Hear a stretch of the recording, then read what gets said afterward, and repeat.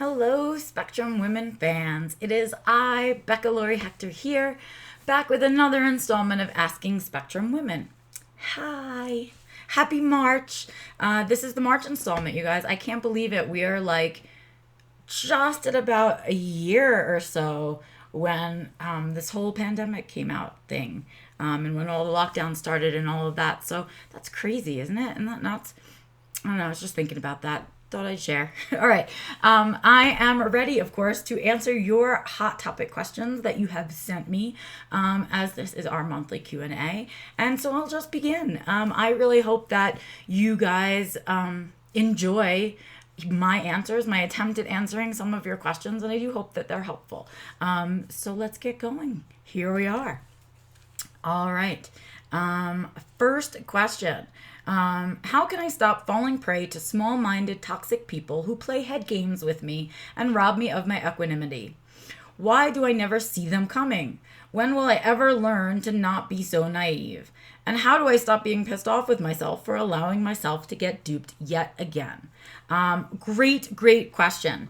Actually, this question was sent to me for last month, didn't make it in, and so this one's squeaking in. And what ended up happening is I ended up really thinking about how to answer that question. And as a result, I have spent the last 3 weeks or 4 weeks on my live stream talking about the answer to this very question.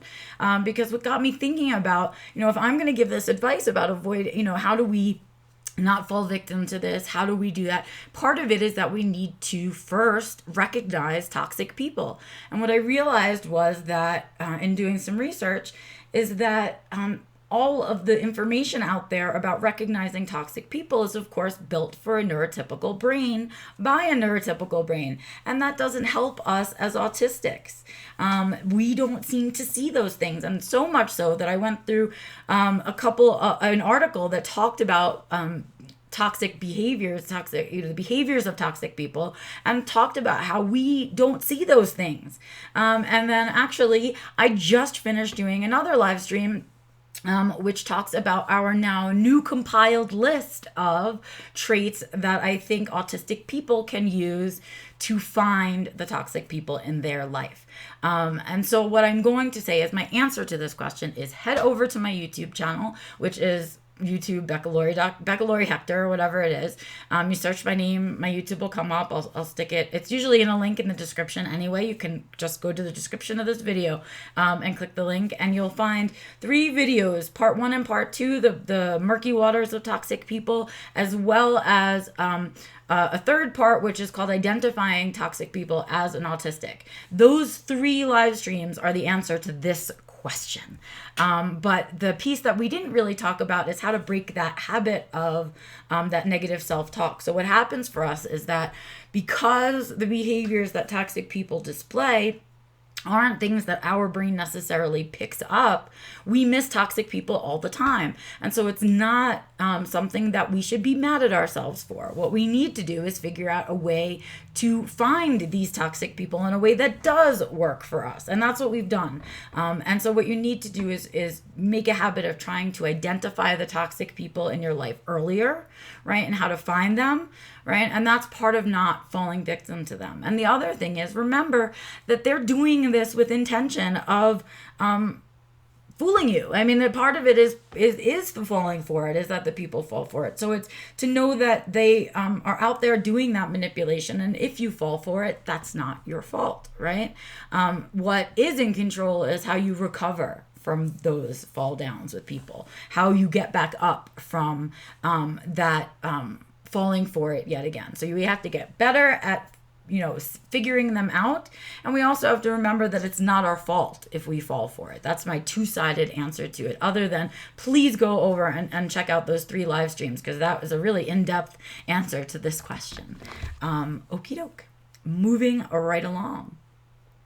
Next question. I'm 47, and it wasn't until a recent article emphasized a high comorbidity between autism and Ehlers-Danlos, I say this wrong every time, Ehlers-Danlos syndrome, EDS, that I began looking at autism. The more I look at it, the more I believe to my core that I have autism, but I can't seem to even get a doctor to examine me. They just they just dismiss me. This is likely won't surprise you, but the last licensed medical professional I asked to explore this with me said it was a waste of my time because I don't have it. I asked why he was so sure, and he said autistic people have bigger heads and you don't, so you can't have it. Oof. Weird. Okay, so where is a good place for women in my shoes to start to get help, and is there anything I can be doing for myself until I find someone who is willing to help me? If you covered this before and I missed it, I'm sorry. I'm digging through your material. No worries. Okay, here we go. Let's talk about this. So, first of all, this whole idea about autism and bigger heads, it's really interesting. I don't think we've ever found any research that actually shows it to be true. But there was some belief by doctors that children with autism had bigger heads as babies, like proportionally, right? Our heads were larger. Don't know if that's true.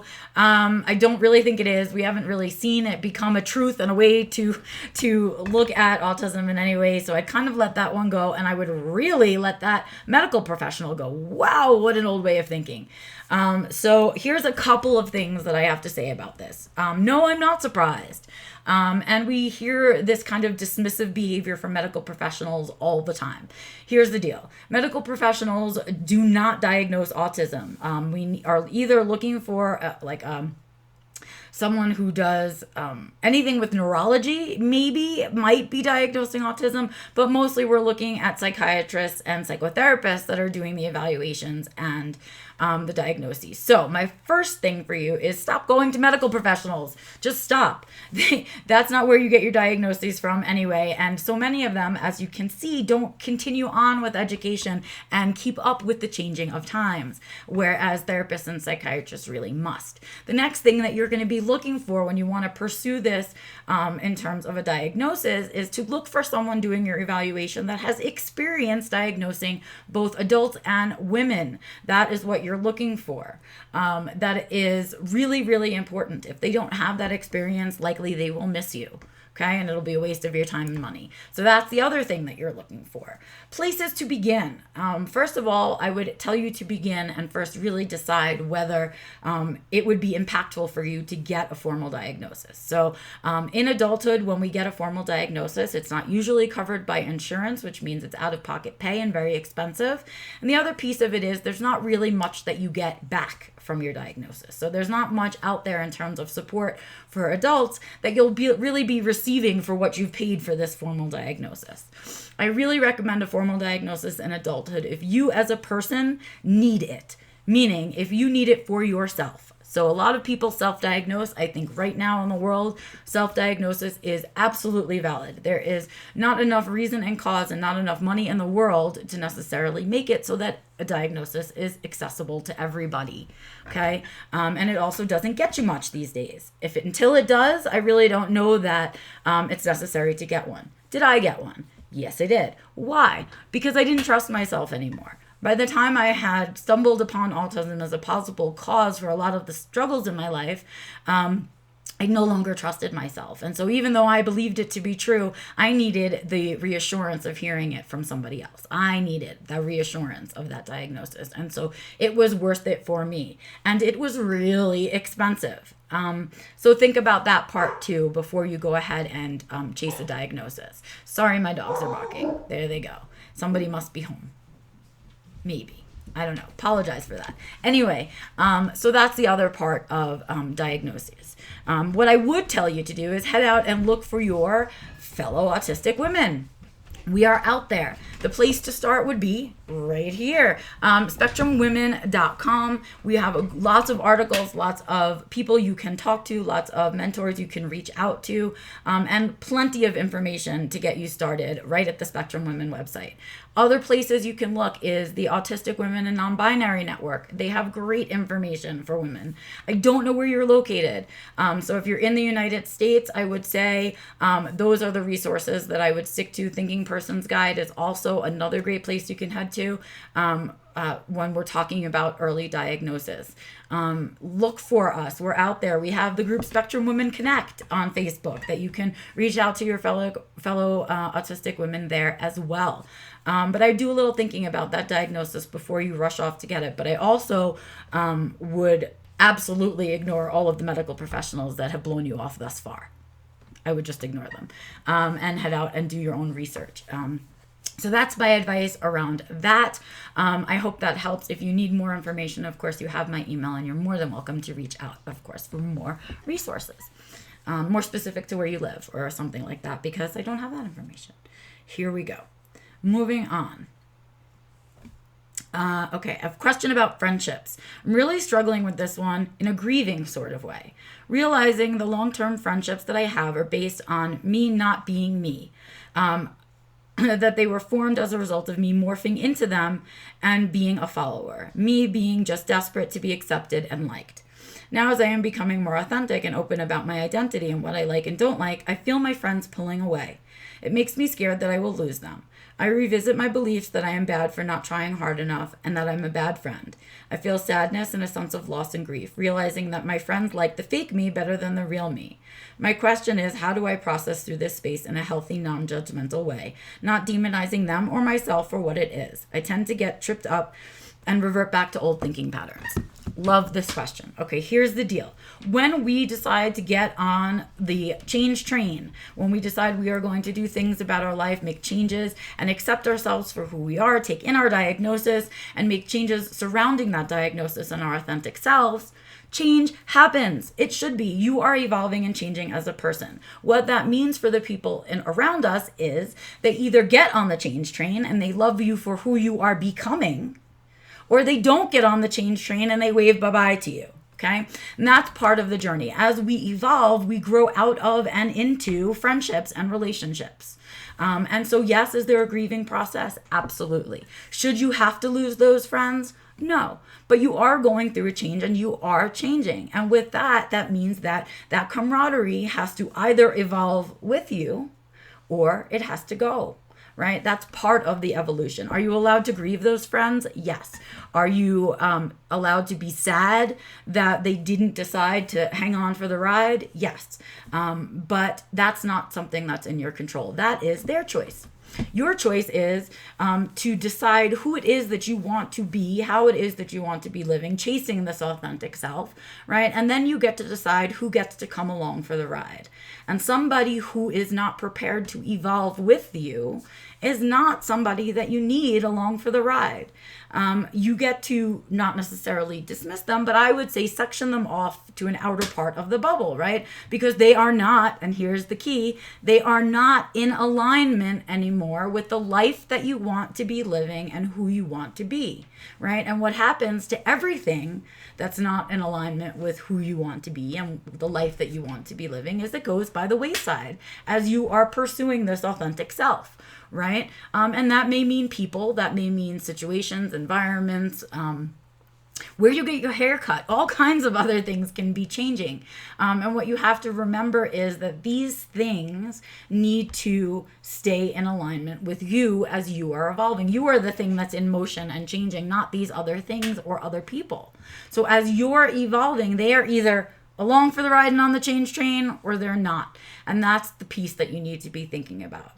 You get to be sad about that. You get to be sad that they haven't decided to go on the ride with you of evolution, that they too don't want to evolve in their lives, and that you won't be having them in the same space as you've had them. All of that is okay to be sad for. None of that is for you to do the blame game about. That is, you are changing, you are growing. And because you are recognizing old habits and not wanting to do them, that is proof that you are evolving and growing and moving forward. But what's happening is everybody's not jumping on the train with you. And that's okay. They may catch up with you later on in the journey. They may not. But what you need to know is that what happens when we let go of what we have is that it opens our hands up for something we don't yet know, right? So while these friends may be passing out of your life, there are new friends on the horizon for you that are going to be more in alignment with the life that you want to be living. It's a part of life. We go through this process of changing friends throughout our lives. And as we do that, we grow as people. And I want you guys to think about that stuff. That is really important, this question about friendships and changing friendships as we evolve and grow. But what's important is not to beat yourself up for it, not to fall into the negative self-talk game. We don't want to be doing that. That is a big old mistake. So with that, I say, let's move on to our very last question. Here we go. Here we go. Last question. When I interact with medical people, I have this practice script of what I say and address, but it almost always gets stuck behind a paywall and a smiling mannequin version of me takes over. Like the authentic me goes mute. My words don't feel like mine and later reflect that I didn't feel in control of my mouth hole and what came out of it. It's not dissociation because I'm present, but I'm unable to access the words I want to express. It's not an issue at all if I type the words. It's gotten so much worse over the years that I have complete distrust in my mouth speak. I hope this makes sense. Well, it does. We used to call this selective mutism. We now call it situational mutism, because this is what happens for us. In certain situations, we find ourselves becoming mute, unable to access the words that we want to say. And so in a world where everyone's expected within a certain amount of time to process and participate in a conversation, it forces us to become mannequin-like, to go into these robot-like scripts of ourselves in order to stay normal in the conversation, right? And that's a piece of masking that we do. And we do it with medical professionals, I think, a lot, because they make us nervous, right? The thing is, we are vulnerable when we're in the doctor's office. We're usually nervous about what's wrong with us or what may be wrong with us.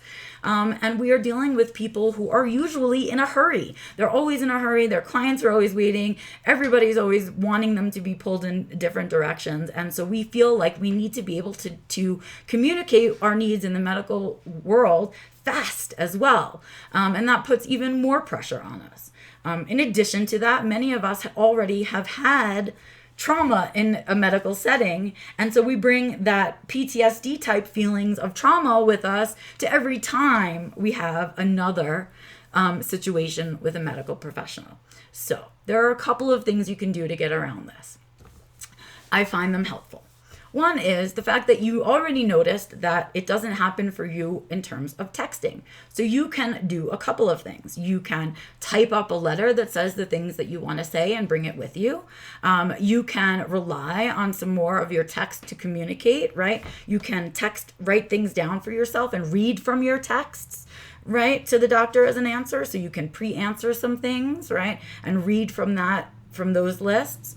And the other thing I recommend, especially for autistics on the spectrum and for other folks who are neurodivergent as well, is bringing somebody with you to your appointments. Because when I get nervous, I tend to forget the things that they're saying to me, right? And I am not as coordinated because I'm nervous, so I can't really write things down. And all kinds of stuff can happen. And bringing someone with you just to be a passive listener can often relieve a lot of the anxiety that comes with these appointments. So that's the other thing I recommend in terms of doctors. But use what you know. Know that you can bring pre-written things down with you, that you can read from a text if you need to, that you can,